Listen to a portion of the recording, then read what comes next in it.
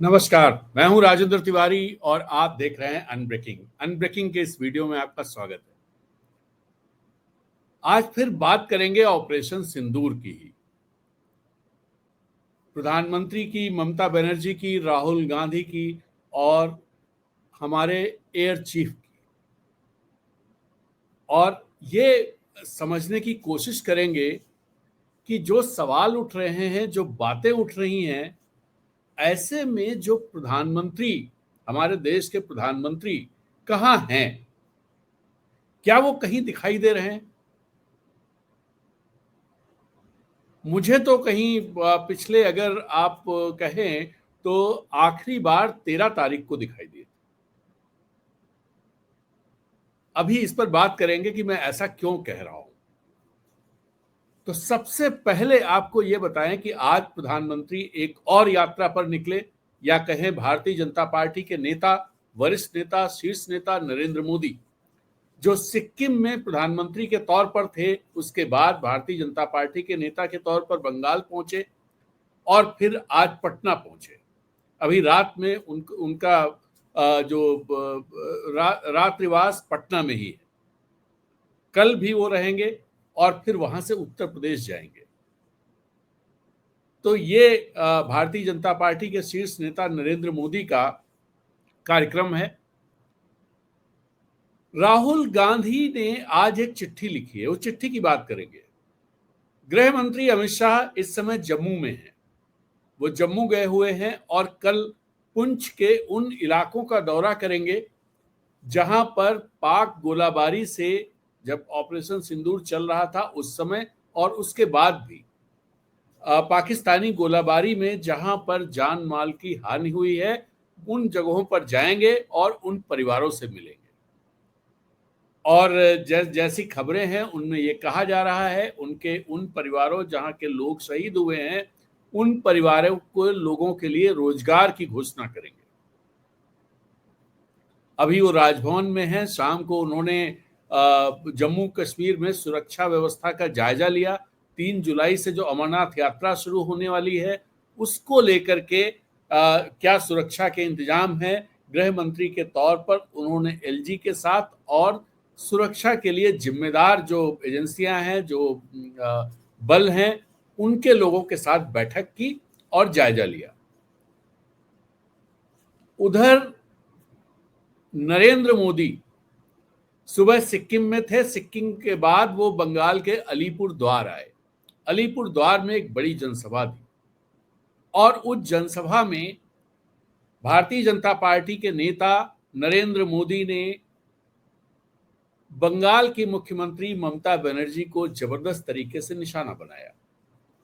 Operation सिंदूर की बात भी उन्होंने की, कैसे देश की सेनाओं ने ऑपरेशन सिंदूर, और साथ में वो अपने को भी, जैसे बीकानेर में या दूसरी जगहों पर उन्होंने कहा कि ये मोदी है और मोदी की गोली और मोदी की सेना और बहुत सारी इस तरह की बातें।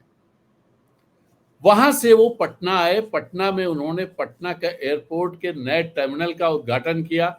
जब नीतीश कुमार उनके साथ थे, उसके बाद उन्होंने एक रोड शो में हिस्सा लिया और रोड शो में हिस्सा लेने के बाद भारतीय जनता पार्टी के कार्यालय पहुंचकर वहां भारतीय जनता पार्टी के नेताओं, पदाधिकारियों के साथ बैठक की। कल वो बिहटा एयरपोर्ट जो बनने वाला है पटना में, उसका जायजा लेंगे, शिलान्यास करेंगे, जो भी कार्यक्रम है कुछ वहां पर। उससे पहले भी 1-2 और कार्यक्रम हैं और फिर विक्रमगंज में वो एक सभा को संबोधित करेंगे। पटना के बारे में कल हमने आपसे बात की थी कि प्रधानमंत्री मोदी जब 2014 में प्रधानमंत्री पद के उम्मीदवार थे और Bharatiya Janata party stake claim कर रही थी, चुनाव लड़ रही थी, उस समय जब वो मोतिहारी में आए थे तब उन्होंने क्या कहा था, और 2015 के विधानसभा चुनाव में आरा में उन्होंने क्या कहा था। उसके बाद भी कई बार वो मुजफ्फरपुर आए तो वहां के एयरपोर्ट के लिए क्या कहा, पूर्णिया का एयरपोर्ट, दरभंगा एम्स, ढेर सारी ऐसी चीजें हैं, लंबी लिस्ट है बिहार को लेकर के कि प्रधानमंत्री मोदी ने कितनी घोषणाएं की। उन्होंने विशेष राज्य के दर्जे की भी बात कही थी। ये सारी चीजें अब कहीं दिखाई नहीं देती हैं। घोषणाएं घोषणाएं घोषणाएं। अब सबसे पहले बात करते हैं ममता बनर्जी की। ममता बनर्जी ने आज बहुत ही स्कैथिंग अटैक नरेंद्र मोदी पर किया। भारतीय जनता पार्टी के नेता नरेंद्र मोदी, जो देश के प्रधानमंत्री भी हैं, तो उन पर बहुत ही स्कैथिंग अटैक ममता बनर्जी का हुआ। पहले ममता बनर्जी का वो वीडियो सुन लेते हैं, फिर बात आगे बढ़ाते हैं। Or mouth. Please remember, every woman they have a respect. They take sindoor from their husband. But PM Modi is saying just like, you are not the husband of everybody. Why you are not giving sindoor to your missus first? Sorry to say, I should not go into all this matter, but you compel us. You compel us in the name of Operation Sindoor, the Bengal operation. That's why you compel us to open our mouth. तो आपने सुना कि ममता बनर्जी ने किस तरह से प्रधानमंत्री मोदी के ऑपरेशन सिंदूर और घर घर सिंदूर कार्यक्रम और उनकी रगों में सिंदूर बहता है, गरम सिंदूर बहता है, इन सब का करारा जवाब दिया और वो सवाल पूछा जो सामान्य तौर पर भारतीय राजनीति में आज से 10 साल 11 साल पहले इस तरह की बातें भारतीय राजनीति में नहीं हुआ करती थी। दरअसल ममता बनर्जी ने शुरुआत नहीं की है, शुरुआत भारतीय जनता पार्टी ने इस तरह की राजनीति की है। और आपको याद होगा जो ममता बनर्जी ने सवाल किया है, ये सवाल बहुत ही जरूरी सवाल है। इसलिए जरूरी है, मुझे याद पड़ता है राहुल गांधी ने हैदराबाद में जो हिंदुस्तान समिट या भारत समिट कोई इस तरह का कार्यक्रम था जो वहां के मुख्यमंत्री ने निवेशकों के लिए, विदेशी निवेशकों के लिए आयोजित किया था। उस कार्यक्रम में बोलते हुए राहुल गांधी ने कहा था पिछले 10-11 साल से भारत की राजनीति, देश की राजनीति कुछ इस तरीके से चलने लगी है जिसमें पुराने तरीके काम नहीं आ रहे हैं। उन्होंने बहुत संयमित तरीके से अपनी बात कही थी कि जो राजनीति 11 साल से हो रही है, जिस तरह की राजनीति भारतीय जनता पार्टी कर रही है, भारतीय जनता पार्टी के नेता नरेंद्र मोदी और अमित शाह कर रहे हैं, उस राजनीति में विपक्ष के लोग शक नहीं पा रहे हैं। उसकी वजह यह है कि जिन चीजों, जो लोग चाहे जैसी पार्टियां हों, चाहे जैसे नेता हों, वो नैतिकता अनैतिकता, किन चीजों को सार्वजनिक जीवन में लाना है, किन को नहीं लाना है, किस तरह की बातें करनी है, भारत की जो एक आप ये कहें कि सभ्यतागत जो परंपराएं चली आ रही हैं, उन परंपराओं का अनुपालन करना है, उनका लिहाज करना है, उनका ध्यान रखना है, इन सब चीजों का एक लिहाज रखा जाता था। लेकिन 2014 से या 2013 के इलेक्शन कैंपेन कहें या कहें 2014 में सरकार बदलने के बाद से वो सारे लिहाज बैंक लॉकर में बंद करके रख दिए गए, जहां तक किसी की पहुंच नहीं है। और दूसरी तरफ विपक्ष के लोग क्या कर रहे हैं कि ये लोग उन सब बहुत लिहाज, संकोच की कैसे कहें। ममता बनर्जी ने आज उसी संकोच का जो लक्ष्मण रेखा थी उसको लांघ दिया है, और लांघना ये शायद मैं कहूंगा जरूरी था। दरअसल जिस तरह से इस ऑपरेशन का नाम रखा गया, सिंदूर वीरता का प्रतीक नहीं है, सिंदूर जो है वो किसी आक्रमण का प्रतीक नहीं है, सिंदूर किसी जयघोष का प्रतीक नहीं है, सिंदूर ऐसी किसी चीज का प्रतीक नहीं है जो मिलिट्री या फौज या किसी जो अभियान हो सकते हैं उनका नाम हो सके। लेकिन वो नाम रखा गया। वो नाम इसलिए रखा गया क्योंकि आतंकवादियों ने पहलगाम में जो पर्यटक थे उन महिलाओं से कहा था कि मोदी से जाकर बता देना। सिंदूर इसलिए नाम रखा गया कि उन महिलाओं ने जब कहा हमारे पति को मार रहे हो तो हमें भी मार दो, तो उन्होंने कहा नहीं, तुमको नहीं मारेंगे। यानी उन महिलाओं का सिंदूर उजाड़ा उन लोगों ने। और सिंदूर हमारे परंपरा में, जो हिंदू परंपरा है, उसमें एक अलग स्थान रखता है। और खास तौर पे इस तरह माना जाता है पहली बार किसी महिला को सिंदूर पति के द्वारा दिया जाता है। और हिंदू परंपरा में पुरुष एक ही बार सिंदूर दान करता है। इसके अलावा भी आप देखें तो महिलाएं जो सिंदूर लगाती हैं वो सिंदूर या तो वो खुद खरीद के लाती हैं या फिर उनके जो आसपास परिवार की जो महिलाएं होती हैं, सास हो, माँ हो, देवरानी, जेठानी, ननद, इस तरह उनसे ले लेती हैं, लेकिन किसी और से बाहर से सिंदूर किसी का दिया हुआ नहीं लिया जाता है। और इस इलाके में खासतौर पे बिहार और बंगाल में सिंदूर की महत्ता बहुत ज्यादा है। आपने वो तस्वीरें देखी होंगी बिहार की छठ वाली, जब महिलाएं पूरा सिर की मांग से लेकर के नाक तक सिंदूर लगाए होती और माना जाता है इससे उनकी पति की बेहतरी सुनिश्चित होती है। और बंगाल में दुर्गा पूजा में सिंदूर होली होती है। ये सारी परंपराएं यहाँ की हैं। ऐसे में नरेंद्र मोदी का ये कहना, एक पहले तो ऑपरेशन सिंदूर नाम रखा, फिर ये कहना कि उनकी नसों में गरम सिंदूर दौड़ रहा है, ये अपने में एक अलग तरह की राजनीति है जो मतलब एक तरह से महिलाओं को पूरी तरह से इमोशनली चार्ज कर देने की बात उन्होंने की। जबकि नरेंद्र मोदी को जब उन्होंने ये बात कही बीकानेर में उन्होंने 22 मई को ये बात कही, और जब उन्होंने ये बात कही उसके बाद लगातार सिंदूर को लेकर के, पहले तो ऑपरेशन सिंदूर था, फिर सिंदूर को लेकर के भारतीय जनता पार्टी की तरफ से एक जबरदस्त कैंपेन शुरू कर दिया गया। और जब वडोदरा या दाहोद में एक और सभा हुई, वहां भी उन्होंने इस तरह की बातें की। और इस बीच भारतीय जनता पार्टी ने तय किया कि नई 9 जून से वो घर घर सिंदूर कार्यक्रम चलाएंगे, और उस कार्यक्रम के तहत भारतीय जनता पार्टी के कार्यकर्ता महिलाओं को सिंदूर देंगे।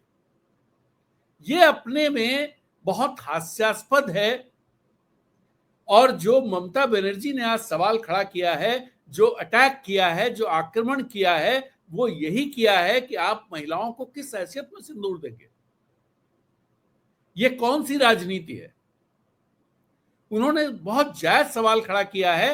हालांकि ये प्रधानमंत्री मोदी का व्यक्तिगत मामला है कि उनकी अपनी पत्नी के साथ कैसे संबंध है, लेकिन जब सिंदूर को राजनीति में लेकर के आएंगे तो ये सवाल तो उठना ही था कि आपने क्या सिंदूर की मर्यादा और सिंदूर की लाज रखी, और नहीं रखी तो सिंदूर को राजनीति का हथियार क्यों बना रहे हैं। ममता बनर्जी का सिर्फ यही सवाल था। ममता बनर्जी ने कहा भी कि मैं ऐसा करना नहीं चाहती, लेकिन मुझे मजबूर कर रहे हैं। आप जब अलीपुर द्वार में सभा में अगर आप प्रधानमंत्री के तौर पर वहां गए हैं तो पॉलिटिकल बयान क्यों दे रहे हैं। इसीलिए मैं कह रहा हूं कि वो भारतीय जनता पार्टी के नेता के तौर पर थे और टीएमसी की नेता और टीएमसी की सरकार की मुख्यमंत्री ममता बनर्जी को निशाना बना रहे थे कि नीति आयोग की बैठक में नहीं आई, वो बंगाल का विकास नहीं चाहती। मेरा सवाल है, वो सवाल ये है कि अगर वो नहीं आई, बंगाल में आपकी सरकार नहीं रही, 2011 से ममता बनर्जी की सरकार है, लेकिन बिहार में तो आपकी 2005 से सरकार है। बिहार के विकास की जिम्मेदारी कौन लेगा। बिहार सबसे निचले पायदान पर कैपिटा इनकम के मामले में क्यों है। बिहार सारे ह्यूमन डेवलपमेंट इंडेक्सेस में नीचे क्यों है। बिहार के 2.5-3 करोड़ लोग दूसरे प्रदेशों में रोजगार के लिए क्यों भटकते हैं। ये 20 साल आपकी सरकार रही है। अगर 2 साल 2015 से 2017 के छोड़ दें और 2022 से 2023 1.5 साल ये छोड़ दें, तो बाकी पूरे समय आपकी सरकार रही है, आपके द्वारा समर्थित सरकार रही है, आपका मुख्यमंत्री रहा है, और पिछले 11 सालों से तो आप प्रधानमंत्री भी हैं।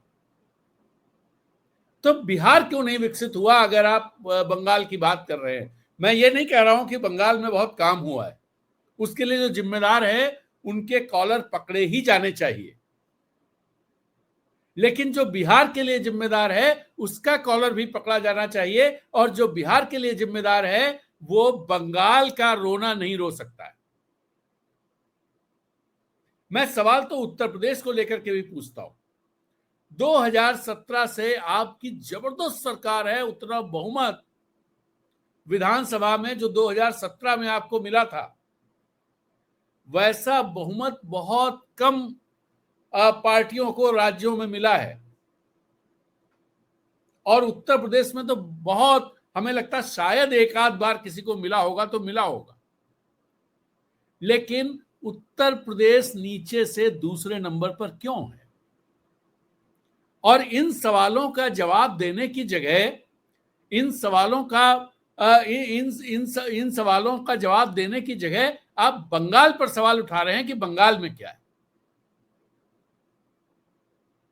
तो ममता बनर्जी ने जो अटैक किया है, बिल्कुल सही अटैक किया है मेरे लिहाज से, क्योंकि जिस लेवल की पॉलिटिक्स हो रही है, भारतीय जनता पार्टी के शीर्ष पुरुष नरेंद्र मोदी जिस तरह की पॉलिटिक्स कर रहे हैं, जब तक विपक्ष उसी करेंसी में जवाब नहीं देगा, लिहाज करता रहेगा, तब तक इस तरह की चीजें बदस्तूर जारी रहेंगी। तो इसलिए एक तो ममता बनर्जी ने यह सवाल उठाया, इसका जवाब क्या भारतीय जनता पार्टी के शीर्ष नेता नरेंद्र मोदी देंगे, और उनको कल की सभा में इसका जवाब देना चाहिए कि उन्होंने सिंदूर की लाज क्यों नहीं रखी, उन्होंने सिंदूर का मान क्यों नहीं रखा,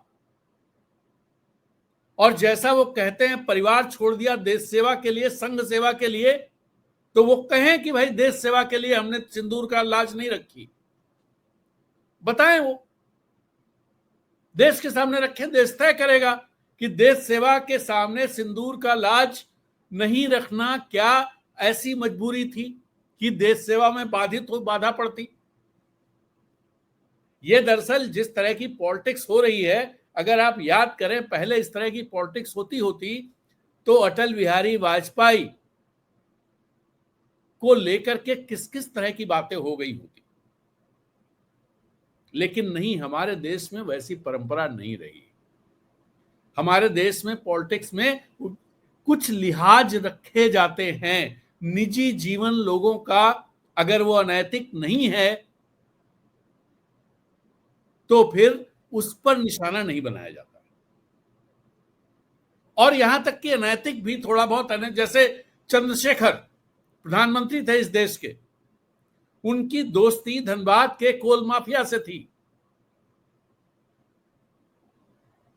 और वो पब्लिकली स्वीकार करते थे इस बात को, लेकिन कभी इस बात के लिए उनको निशाना नहीं बनाया गया, क्योंकि अगर वो कोल माफिया को कोई बेजा फायदा पहुंचाते हो तो इशू बन सकता है। अगर वो ऐसा नहीं करते थे तो वो इशू नहीं है। हमारी किसी से दोस्ती थी, वो बाद में कोई कैसा हो गया, क्या हो गया, वो जाने। तो ये बहुत सारे इस तरह की चीजें निकल, लेकिन ये सरकार, ये पार्टी, भारतीय जनता पार्टी और इसके मौजूदा जो नेतृत्व है, और इसके अलावा जो इनका एक पूरा सिस्टम बना रखा है, जो कन्फ्यूशिया वाला सिस्टम है, जो सोशल मीडिया पे कन्फ्यूशियाता है, वो सिस्टम इसी तरह के चरित्र हनन के काम करता है।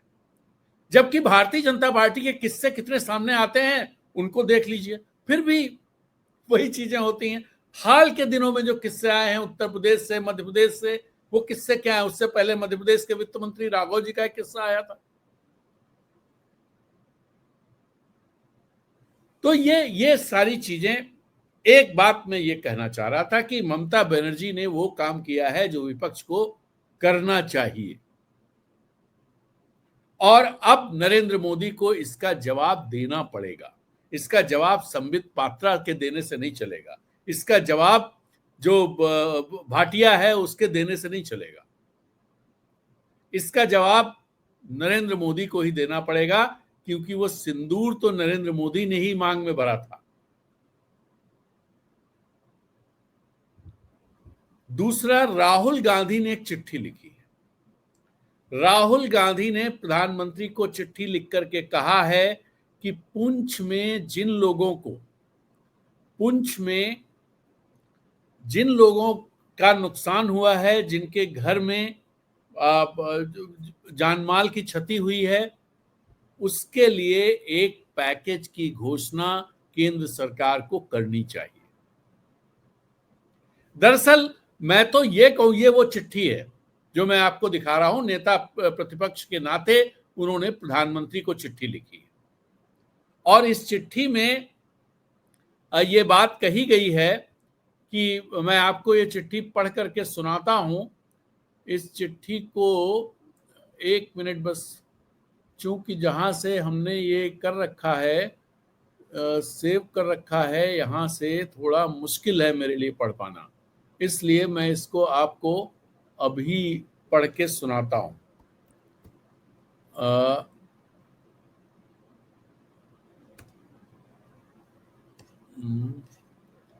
ये चिट्ठी,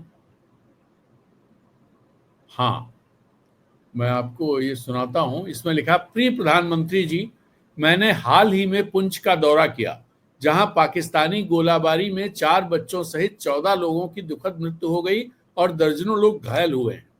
इस अचानक और अंधाधुंध हमले ने आम इलाकों में भारी तबाही मचाई है।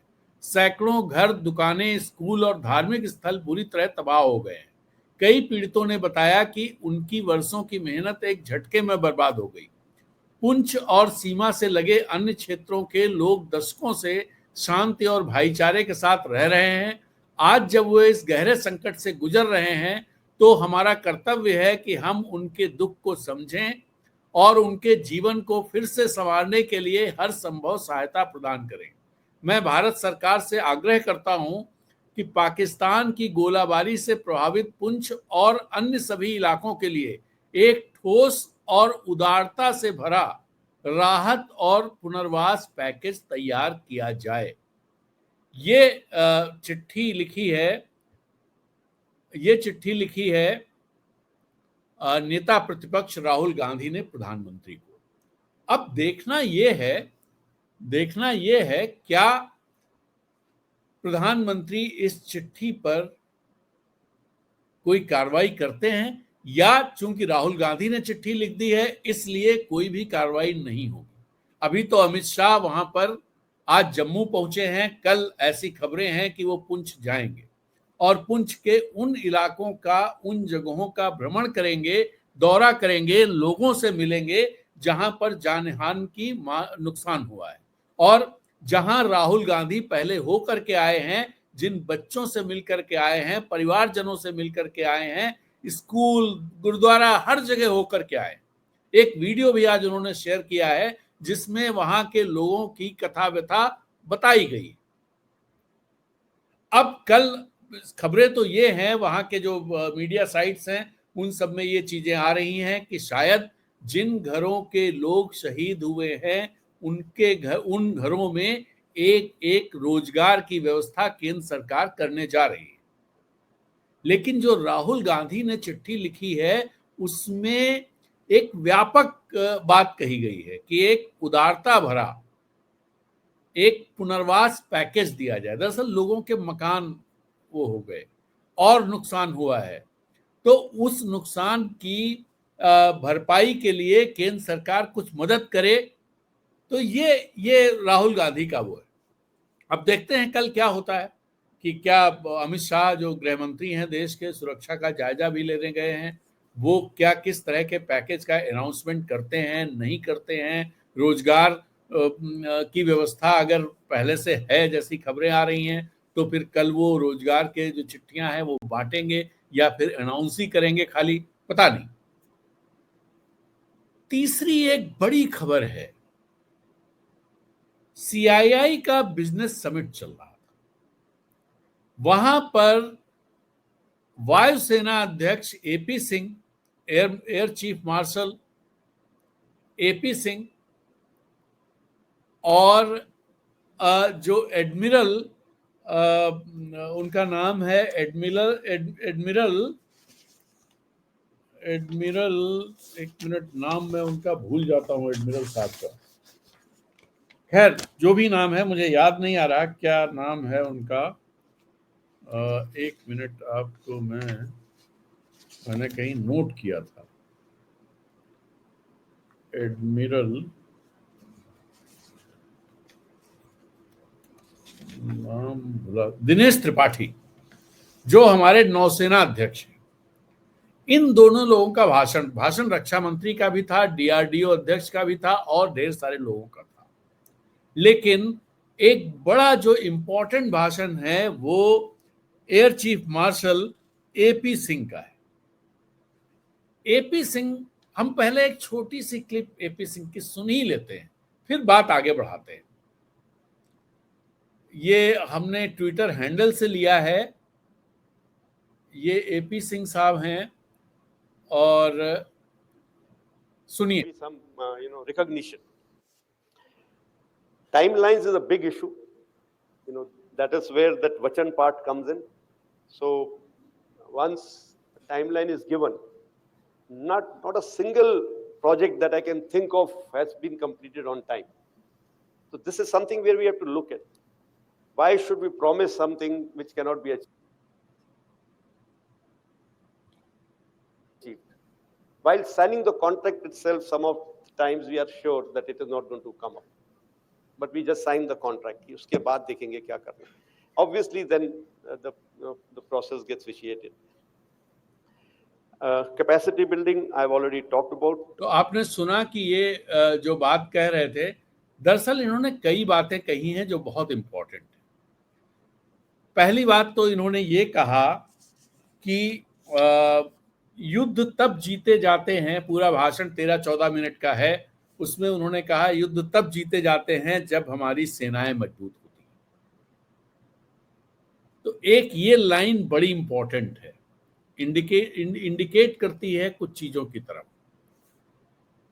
और ये बात भी उन्होंने कही कि डिफेंस सिस्टम्स की खरीद और डिलीवरी, ये टाइम का बिल्कुल कोई भी, इन्होंने कहा एक भी प्रोजेक्ट ऐसा नहीं है जो समय पर पूरा हुआ। और दूसरी बात एक और इन्होंने कही, चूंकि प्राइवेट सेक्टर भी वहां मौजूद था और पिछले दिनों आपको याद होगा प्रधानमंत्री ने कहा कि हम रक्षा निर्यात में जबरदस्त तरीके से काम करने लगे हैं और मेक इन इंडिया जबरदस्त तरीके से है। इन्होंने कहा हम सिर्फ मैन्युफैक्चरिंग की बातें नहीं कर सकते, डिजाइन और डेवलपमेंट पर ध्यान देना पड़ेगा। और इनका पूरा एम्फेसिस इस बात पर था कि डिजाइन और डेवलपमेंट पर बात करनी होगी और ये ओपननेस रखनी होगी। ये इंडस्ट्री से बात कर रहे थे।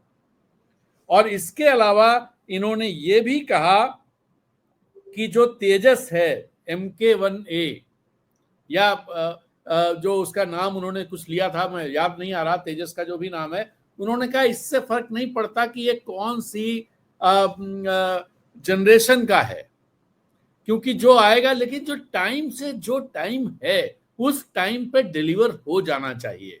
जो चीजें जब मिलनी है तब आ जानी चाहिए। और आपको हम बताएं कि जो तेजस MK1A है, ये फरवरी 2021 में इसको लेकर के HAL से बात हुई थी, जो समझौता हुआ था उसके लिहाज से मार्च 2024 में इसकी डिलीवरी हो जानी थी, लेकिन आज की तारीख तक इसकी डिलीवरी नहीं हुई है। ये एग्जाम्पल है।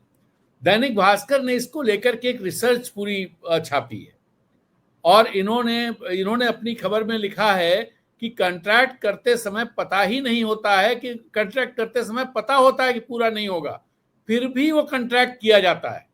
तो ऐसे में वो कॉन्ट्रैक्ट क्यों किया जाता है? और इन्होंने ये भी कहा, ये सोचने वाली बात है, हम ऐसा वादा क्यों करते हैं जिसे पूरा ही नहीं किया जा सकता। एक बात और इन्होंने कही, टाइमलाइन एक बड़ा मुद्दा है। समय से डिफेंस प्रोजेक्ट पूरा ना होने की वजह से ऑपरेशनल तैयारी पर असर पड़ता है।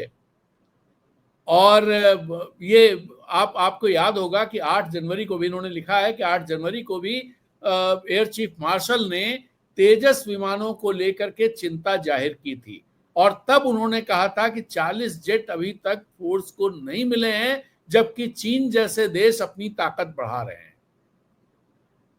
एक और इन्होंने जो ये तेजस वाली बात है, एयर चीफ ने बताया कि फरवरी 2021, जो जनवरी में इन्होंने कहा था, जो मैंने अभी कहा आपको, HAL के साथ तेजस MK-1A फाइटर जेट के लिए 48,000 करोड़ का कॉन्ट्रैक्ट साइन किया गया था। डिलीवरी मार्च 24 से शुरू होनी थी, लेकिन आज तक एक भी विमान नहीं आया। तेजस MK-2 का प्रोटोटाइप भी अभी तैयार नहीं हुआ है। एडवांस स्टेल्थ फाइटर AMCA का भी अभी तक कोई प्रोटोटाइप नहीं है। दूसरा, इन्होंने कहा कि हमें आज के लिए तैयार रहना होगा, तभी भविष्य के लिए तैयार हो सकेंगे। जब हम आज की तैयारी करेंगे और आने वाले 10 साल में इंडस्ट्री से ज्यादा आउटपुट मिलेगा, जो जरूरत आज है वो आज ही पूरी होनी चाहिए। और डिजाइनिंग और इस सब की बात इन्होंने जरूर ये बात कही। इसके अलावा इन्होंने कहा कि ऑपरेशन सिंदूर ने, ये लाइन ध्यान देने वाली है, ऑपरेशन सिंदूर ने हमें ये बताया कि हम किस दिशा में जा रहे हैं और भविष्य में हमें क्या करना चाहिए। इसके लिए हमें बहुत काम करने की जरूरत है, तभी हम भविष्य में भी अपने मकसद में कामयाब हो पाएंगे। दरअसल एग्जैक्टली जो इन्होंने कहा है, ये बिजनेस स्टैंडर्ड ने बहुत साफ साफ शब्दों में लिखा है। वो बिजनेस स्टैंडर्ड ने लिखा है कि he also stressed the urgency of equipping the armed forces with the necessary tools today, not years down the line. We have to be now ready to be future ready, and we need today. We need to quickly get our act together. Wars are won by empowering our forces. और फिर इन्होंने ये बात जो बड़ी important बात है, इन्होंने कहा, referring to the operation Sindoor, the air chief underscored the evolving nature of warfare. The character of war is changing every day. We are finding new technologies coming in. Operation Sindoor has given us a clear idea of where we are headed and what we need in future.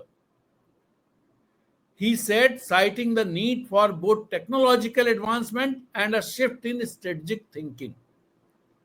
ये बहुत important बात है। और उन्होंने जो chief of naval staff हैं उनको भी कोट किया, और ये ANI ने ट्वीट किया है कि Indian air force chief air chief marshal Amarpreet Singh says operation Sindoor as it was told by the chief of naval staff, the character of war is changing. Every day we are finding new technologies coming in. Operation Sindoor has given us a clear idea. इससे अब आप ये अनुमान लगाया जा सकता है कि एयर चीफ मार्शल सिंह क्या कहना चाह रहे थे। दरअसल हमारे यहाँ जिस तरह की व्यवस्था है उसमें जो सेनाध्यक्ष होते हैं, उन सेनाध्यक्षों को ये अनुमति ही नहीं होती है कि वो खुल करके कोई बात कह सके, और होनी भी नहीं चाहिए। पॉलिटिकल मास्टर्स होते हैं जो चीजें तय करते हैं। डेमोक्रेसी में यही होता है। पाकिस्तान नहीं है ये कि सेनाध्यक्ष आसिम मुनीर कुछ भी जो चाहे बोल दे। लेकिन air chief marshal Amarpreet Singh ने इंडिकेट किया है कि कहां हमें इंप्रूव करने की जरूरत है। जिस टेक्नोलॉजी और वारफेयर की बात की है उन्होंने, वो संकेत अगर समझा जाए तो फिर जो रिपोर्ट्स प्रेस में, इंटरनेशनल प्रेस में आ रही हैं, उन रिपोर्ट्स को समझने में भी आसानी होगी, और ये समझने में भी आसानी होगी कि ऑपरेशन सिंदूर के 88 घंटों के दौरान हुआ क्या। प्रधानमंत्री मोदी से मेरे सवाल हैं। उनका कहना है कि अब सेना को हर चीज जो उनकी जरूरत है तुरंत होती है, पहले जैसे सरकारों जैसा नहीं है। लेकिन air chief martial AP Singh कह रहे हैं कि एक भी प्रोजेक्ट टाइम पर डिलीवर नहीं हुआ है। क्या इसका जवाब देश को प्रधानमंत्री मोदी देंगे? और एयर चीफ मार्शल ने एक बात और कही। उन्होंने ये भी कहा कि हमारी सेनाएं युद्ध तब जीते जाते हैं कि जब हमारी सेनाएं मजबूत होती। उन्हें मजबूत बनाना हम सब की जिम्मेदारी है, और मजबूत बनाने के उन्होंने वो चीजें बताई कि जिन चीजों पर ध्यान देने की जरूरत है, उसमें तीन सबसे इंपॉर्टेंट चीजें हैं। एक तो टाइम बाउंड सब काम होना चाहिए, ऐसा नहीं कि कोई प्रोजेक्ट टाइम से डिलीवर ही नहीं हुआ। दूसरी बात, उनका कहना है डिफेंस मैन्युफैक्चरिंग से ज्यादा जरूरी है research and development, design and development. और इसी से आप आगे समझिए, उनका कहना है कि इस ऑपरेशन से ये पता चला कि भविष्य में हमें किस तरह से टेक्नोलॉजीज और वॉरफेयर और जो थिंकिंग है हमारी, वो किस तरह बदलनी पड़ेगी या उनको अपग्रेड रखना पड़ेगा। इसका मतलब क्या है कि इस ऑपरेशन के दौरान ये पता चला है। अब आते हैं इस बात पर, प्रधानमंत्री मोदी कहां हैं। मैं क्यों कह रहा हूं ये बात कि भारतीय जनता पार्टी के नेता नरेंद्र मोदी रोड शो कर रहे हैं। अगर आप देखेंगे इसको तो 12 मई को राष्ट्र के नाम संबोधन आया था प्रधानमंत्री का, और उस दिन प्रधानमंत्री मोदी भारत देश के प्रधानमंत्री के तौर पर देश को संबोधित कर रहे थे, जब उन्होंने कहा था कि इस मौके पर पूरा देश एक था, विपक्ष और सब लोग मिलकर के सब एकजुट थे। 13 मई को सुबह वो आदमपुर एयरफोर्स स्टेशन गए और वहां से उन्होंने जो पाकिस्तान की तरफ से प्रोपेगेंडा फैलाया जा रहा था, उस प्रोपेगेंडा का साक्ष्य के साथ जवाब दिया कि देखो मैं आदमपुर एयरफोर्स स्टेशन पे खड़ा हूं। एयर चीफ मार्शल भी वहां पर थे, जवानों को संबोधित किया, मिसाइल्स दिख रही थी और उनका विमान वहीं उतरा। तो ये एक कम्युनिकेशन था, एक जबरदस्त बहुत पावरफुल कम्युनिकेशन था। लेकिन 13 तारीख के बाद प्रधानमंत्री मोदी दिखाई नहीं दिए। उसके बाद का सुनिए। 22 मई को बीकानेर गए और बीकानेर में जो उनका एक तो जनसभा थी, बीकानेर में उनकी बीकानेर रैली, मतलब जनसभा कहें रैली कहें। अब वो रैली जो थी वो क्या सरकार ने आयोजित की? मैं क्यों कह रहा हूं भारतीय जनता पार्टी के नेता, वो रैली क्या सरकार ने आयोजित की? और वो रैली किस लिए आयोजित की गई? या भारतीय जनता पार्टी ने आयोजित की? या वो उस रैली से किस तरह से, एक तो पाकिस्तान को जो कहा गया और जो सिंदूर रगों में, हमारी नसों में गरम सिंदूर बहता है, खून नहीं बहता है, इस तरह के जुमले वहां से निकले और साथ ही विपक्ष को भी निशाना बनाया गया। तो प्रधानमंत्री, जब एक प्रधानमंत्री होते हैं, प्रधानमंत्री के तौर पर देश को संबोधित कहीं भी हो, वो देश को संबोधित कर रहे होते हैं, तो देश में विपक्ष भी आता है, सब कोई आता है। तो ऐसे में वो, मुझे लगता है कि वो भारतीय जनता पार्टी के शीर्ष नेता के तौर पर बीकानेर में भारतीय जनता पार्टी की रैली एड्रेस कर रहे थे। और उसके बाद वो करनी माता मंदिर गए, वहां पर उन्होंने जो है आशीर्वाद लिया माता जी का। फिर उसके बाद देशनोके स्टेशन इनॉग्रेशन के लिए गए और वो रेलवे स्टेशन है, उस रेलवे स्टेशन के लिए के इनॉग्रेशन के लिए गए और वहां वो प्रधानमंत्री के तौर पर थे। फिर डेवलपमेंट प्रोजेक्ट ढेर सारे, उनका उद्घाटन किया। करीब 26,000 करोड़ के डेवलपमेंट प्रोजेक्ट थे जिनका फाउंडेशन रखी जिनकी। और राजस्थान के सीएम भजनलाल शर्मा के द्वारा उनको सम्मानित किया गया। फिर वो नाल एयरफोर्स स्टेशन गए, जहां वो प्रधानमंत्री के तौर पर रहे होंगे, क्योंकि किसी पार्टी के नेता के तौर पर वहां नहीं हो सकते। तो एक तो ये बीकानेर का उनका कार्यक्रम रहा। और बीकानेर के बाद 24 तारीख को नीति आयोग की बैठक थी, जिसमें सारे मुख्यमंत्रियों को बुलाया गया था और जिस बैठक को लेकर के आज वो अलीपुरद्वार में प्रधानमंत्री ममता बनर्जी को निशाना बना रहे थे कि ममता बनर्जी वहां नहीं आई। लेकिन वहां पर केरल के मुख्यमंत्री भी नहीं आए, वहां पर कुछ और मुख्यमंत्री भी नहीं आए। तो ऐसा नहीं है कि सिर्फ ममता बनर्जी नहीं आई, नीतीश कुमार भी नहीं गए थे। क्या वो कल नीतीश कुमार को भी पब्लिक मीटिंग में सुनाएंगे कि वो चूंकि नीति आयोग की बैठक में नहीं आए इसलिए बिहार पिछड़ा हुआ है? खैर, उसके बाद ये सब हुआ, वहां से लौट करके आए। ये जो 25 तारीख की बैठक हुई, 24 तारीख की, 25 तारीख को उन्होंने एनडीए के मुख्यमंत्रियों की बैठक की, जिसमें प्रधानमंत्री के तौर पर उनके मन की बात थी। लेकिन मन की बात वो सिर्फ एनडीए के मुख्यमंत्री, जिसमें नीतीश कुमार शुरू में थे, और नीतीश कुमार फिर वहां से निकल आए जब ये मन की बात हुई तो। और फिर उन्होंने ऑपरेशन सिंदूर के बारे में, जाति जनगणना के बारे में, इन सब के बारे में जो भारतीय जनता पार्टी या एनडीए के मुख्यमंत्री हैं उनसे बात की, उनसे बैठक हुई। लेकिन उस बैठक में उन्होंने बाकी पार्टियों के मुख्यमंत्रियों को आमंत्रित नहीं किया। यानी प्रधानमंत्री मोदी प्रधानमंत्री के तौर पर वहां नहीं थे, भारतीय जनता पार्टी के नेता के तौर पर थे। और उसके बाद फिर वो गए गुजरात। वो गुजरात गए 26 तारीख को। वडोदरा में रोड शो हुआ और उसके बाद दाहोद और भुज में सभा हुई। दाहोद की सभा में उन्होंने पाकिस्तानी नागरिकों को संबोधित करते हुए कहा कि वो अपनी सेना और सरकार के उसको देखें, और नहीं तो फिर मोदी की गोली खाने को तैयार रहे। ये भाषा, ये भारतवर्ष के प्रधानमंत्री की भाषा नहीं हो सकती है, और किसी भी सुसभ्य देश की, किसी भी डेमोक्रेसी की ये भाषा नहीं हो सकती।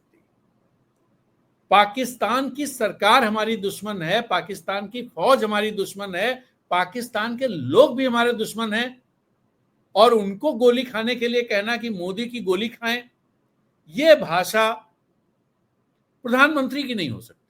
ये किसी पार्टी के हेड की हो सकती है, जो पार्टी इस तरह की चीजों में भरोसा करती हो, तो वो प्रधानमंत्री के तौर पर नहीं, पार्टी के शीर्ष नेता के तौर पर वहां पर थे।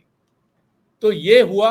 और फिर उसके बाद अगले दिन उन्होंने 26 तारीख को वडोदरा और दाहोद और भुज में उनका कार्यक्रम हुआ, और फिर अहमदाबाद में रोड शो हुआ शाम को।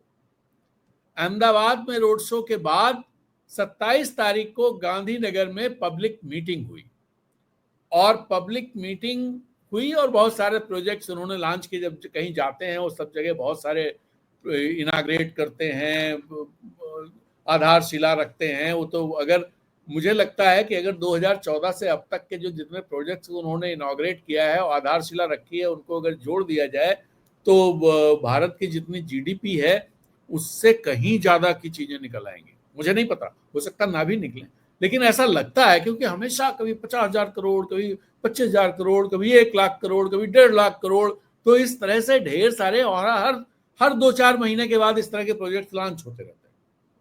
प्रधानमंत्री इवन अगर कहीं पर गैस सिलेंडर भी बंटना हो तो गैस सिलेंडर वही बांटते हैं जाकर।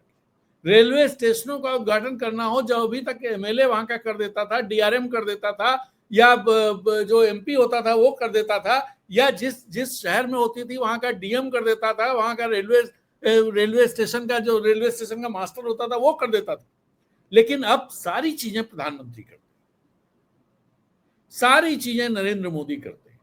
हर पट्टिका पर उनका नाम होना ही चाहिए।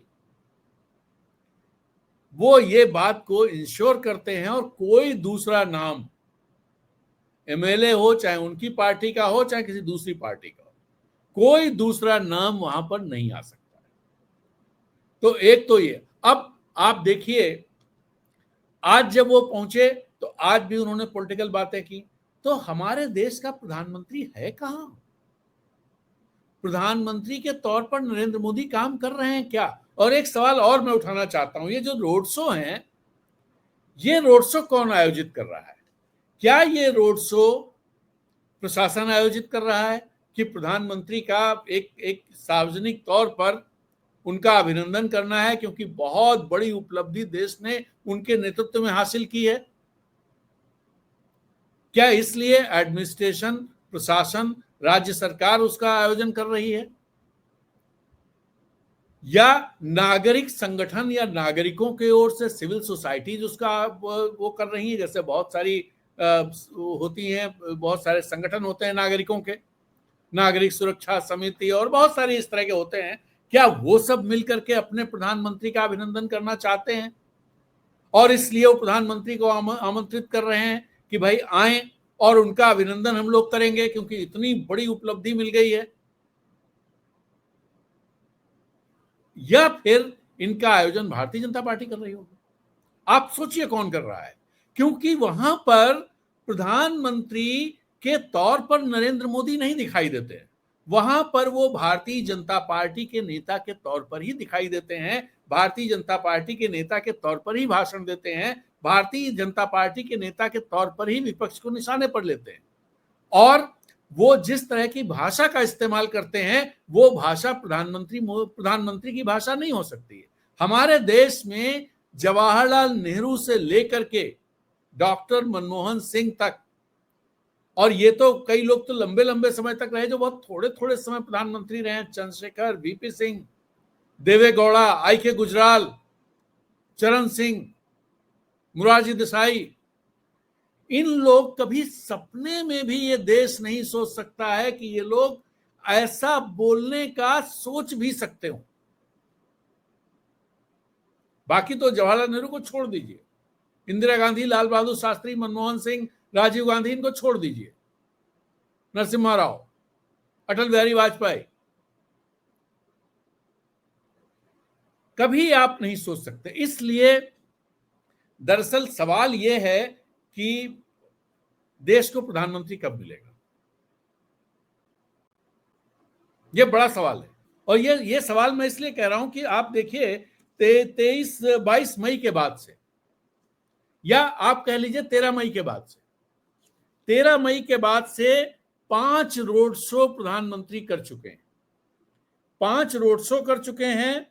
और इसके अलावा वो 1 2 3 4 5 6 7, मतलब जो कल वाला सभा होनी है उसको मिलाकर 7 जनसभाएं कर चुके हैं, हो जाएंगी उनकी कुल मिला के 5 रोड शो, 7 जनसभाएं। क्या प्रधानमंत्री की ये कार्यक्रम हो सकते हैं? सोचिए एक बार,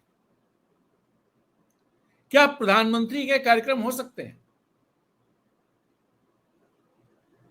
सोचिए एक बार कि इतना जो स्थिति अभी हुई है, इसको सब लोगों को सोचना चाहिए। हमारे सुनने के लिए बहुत सारे ऐसे लोग भी आते हैं जो बिल्कुल मोदी जी के भक्त हैं।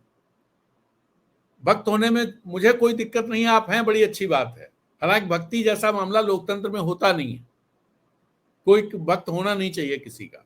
फिर भी ये सवाल जरा अपने दिमाग में रखिए, सोचिए कि कोई किसी भी प्रधानमंत्री के प्रधानमंत्रित्व काल में क्या भारत की स्थिति इतनी दयनीय कभी रही कि दुनिया का कोई देश हमारे साथ नहीं खड़ा हुआ? और आज भी जब 7 हमने सर्वदलीय प्रतिनिधिमंडल भेज रखे हैं 33 देशों की यात्रा पर,